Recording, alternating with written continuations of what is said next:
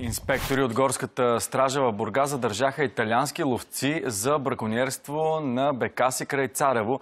Чужденците обаче отричат да са вършили нещо незаконно. Твърдят, че са станали жертва на организирана измама. Вижте подробностите. Горските инспектори спират за проверка двата джипа на италианците, които напускат страната след успешен ловен излет. Превозват 47 броя убит горски бекас без писмено разрешително за лов. Обадиха ни се хора от България, които да ни организират лова. За 4 дни платихме 3500 евро за организацията и отстреляния дивеч. И отделно за престоя. Дадоха ни документ, че можем да си тръгнем с бекасите. Сега разбираме, че документът не е точен. Платихме за 73 бекаса, а се оказа, че сме платили само за 26.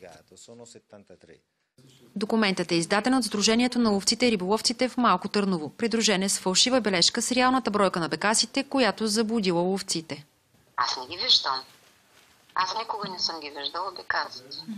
Всеки един туроператор идва и ми казва каква е бройката.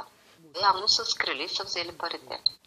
Италианците и друг път са идвали на лов в Странджа, но сега се доверили на непознати. Мисля, че този път попаднахме в някакъв кръг, от който няма да излезем лесно. Чувстваме се измамени и ограбени. Чувстваме се жертви.